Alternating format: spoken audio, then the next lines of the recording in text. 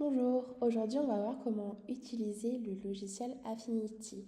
Dans cette vidéo, il y aura beaucoup de comparaisons avec le logiciel de Photoshop parce que je pense que la plupart d'entre vous ont déjà utilisé ces programmes-là. Mais normalement, si vous n'avez utilisé aucun autre programme de retouche ou de création de visuel, ça devrait quand même vous permettre de bien appréhender l'outil. Du coup, on va commencer par paramétrer un document. Pour arriver à cette fenêtre-là, soit vous ouvrez Affinity pour la première fois et vous arrivez directement dessus. Sinon, vous allez dans Fichier, Nouveau et l'écran va s'afficher. Vous avez ici des formats de documents qui ont déjà été prédéfinis. Vous avez différents types de documents. En cliquant ici, vous pouvez du coup avoir tout ce qui va être impression pour le web ou pour les appareils numériques.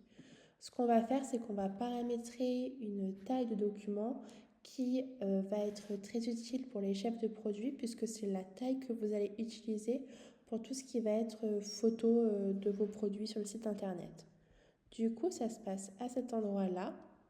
Peu importe là où vous cliquez en premier, c'est pas grave. Vous venez modifier la taille. Du coup, on va être sur du 900 pixels. Donc, on se met bien dans pixels. Et on se met sur 900 par 962. En pixels par pouce, on va se mettre sur du 72. Pour ceux qui ne le savent pas, les pixels par pouce, ça va définir la qualité de votre image. Plus ça va être élevé, plus votre image va être qualitative.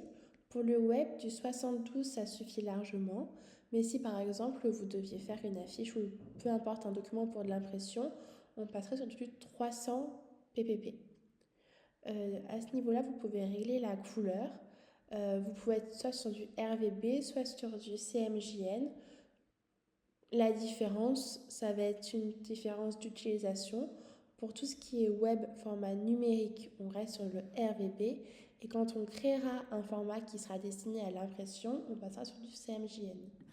Du coup, une fois que j'ai fait mes paramètres basiques, bon, ici vous pouvez aussi faire les fonds perdus et les marges, mais je pense pas que vous en aurez l'utilité, donc je passe pas de temps dessus. On va le préenregistrer en cliquant à cet endroit-là. On va l'appeler par exemple fiche produit, mais chacun met l'appellation qui lui va. Ok, et là je peux mettre, bon, je l'avais déjà fait, mais un petit cœur. Comme ça, quand j'aurai plusieurs formats prédéfinis, je peux retrouver mes favoris directement ici. Du coup, je prends le format que je viens de créer et je vais dans Créer. J'arrive du coup sur la plateforme d'Affinity. Ce qu'on va faire, c'est qu'on va la parcourir ensemble pour découvrir les différents outils. En premier, ce qui va différencier votre outil Affinity plutôt que PrestaShop, ça va être l'utilisation de personas. Les personas, ce sont des zones de travail. C'est ce que vous allez retrouver ici. Votre premier persona, donc le violet, là où on est, ça sera pour tout ce qui va être retouche d'image, création de visuels assez basique. C'est vraiment de celui-ci dont on va se servir la plupart du temps. Le second, celui-ci, ça sera pour déformer les images, faire de la distorsion concrètement d'images. A priori, c'est pas quelque chose que vous allez beaucoup utiliser. Ensuite, le troisième et le quatrième, c'est vraiment à destination des retouches de photos, mais assez poussées, type photographe. Donc aujourd'hui, en tant que chef de produit, vous n'allez pas non plus vous en servir. Et ensuite, vous avez le persona export pour exporter vos différents calques. Du coup, vous avez une ligne d'outils horizontale et une ligne verticale. Vous pouvez bien sûr personnaliser les deux. Je vous conseille de le faire une fois que vous avez un petit peu utilisé l'outil. Comme ça vous permettra de voir les outils que vous allez utiliser le plus souvent. Pour personnaliser par exemple votre barre d'outils, vous allez dans Affichage. Je ne sais pas si ça se voit à mon écran, mais vous savez, en haut, c'est la barre où vous avez fichier, édition, texte, document, calque, etc. Donc là, on va sur affichage et on va sur personnaliser la barre d'outils. Comme ça, j'aurai juste à faire glisser en haut les outils que je veux ajouter.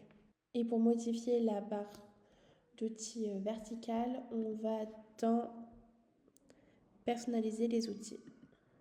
Voilà, donc là vous avez tous les outils que dont vous pouvez avoir besoin en utilisation.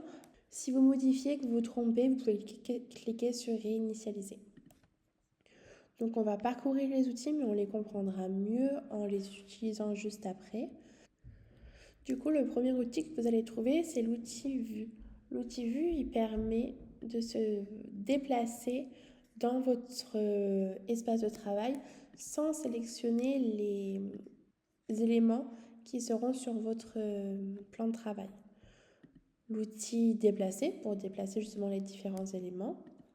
L'outil pipette qui va vous permettre de sélectionner une couleur, donc soit la couleur d'un seul pixel, comme on voit ici, ou alors on peut faire une moyenne de pixels. Ici, ça va être l'outil recadrer pour venir recadrer votre plan de travail. L'outil pinceau de sélection va vous être utile pour détourer. Donc c'est un outil que vous allez beaucoup utiliser. Donc on fera un exercice dédié à cet outil-là. Ensuite, vous avez la baguette magique qui va vous permettre de sélectionner une partie d'une image.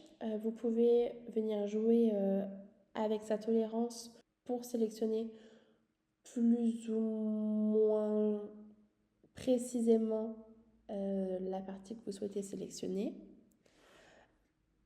Ensuite, vous avez l'outil sélection, l'outil pot de peinture, donc, qui, comme son nom l'indique, va permettre d'appliquer de la peinture sur une forme. Donc on n'est pas sur un pinceau, on vient vraiment remplir la forme de façon uniforme avec le pot de peinture. L'outil dégradé, l'outil pinceau. L'outil pinceau, c'est quelque chose qu'on va voir de manière assez redondante parce que tous les outils ont une forme de pinceau. Donc il faut bien savoir qu'à ce niveau-là, on peut venir jouer sur la largeur, l'opacité, le flux, la dureté.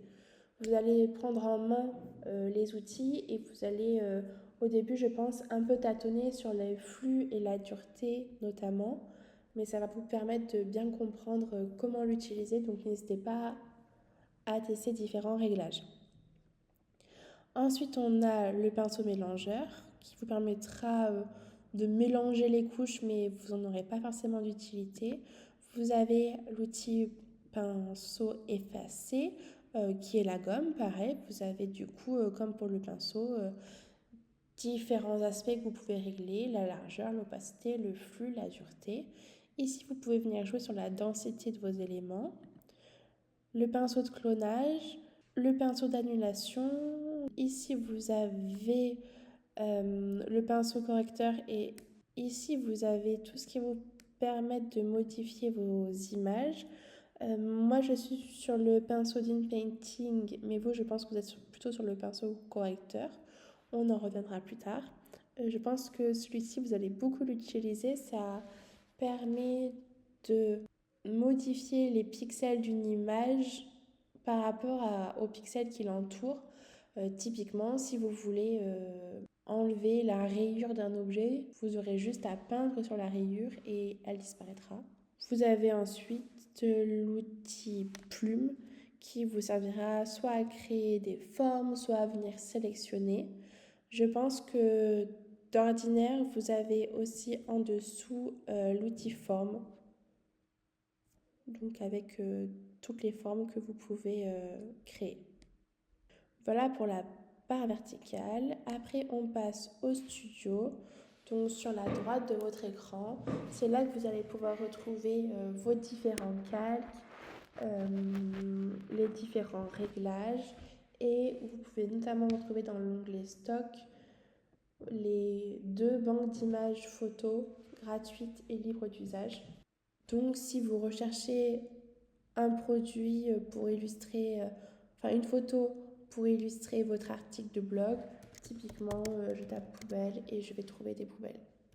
Il parle mieux anglais que français et ça reste à utiliser, je pense, plus ou moins en dernier recours, à voir comment vous êtes à l'aise avec. Mais les produits sont tellement spécifiques que je ne pense pas qu'on puisse tout trouver dessus, mais vous avez quand même une roue de secours si jamais. Pareil, ce studio peut se personnaliser en allant dans Fenêtres. Vous avez différentes fenêtres justement que vous pouvez activer ou non. Et si vous souhaitez en supprimer, c'est très simple. Je fais l'exemple sur l'histogramme. Je le mets sur le côté et je viens cliquer sur la petite flèche. Moi, je veux le garder. Et si bien sûr, bon, on va le faire pour vous montrer, je le supprime, mais qu'en fait, j'en avais besoin, je peux aller dans Fenêtre, Studio et réinitialiser le studio. Voilà.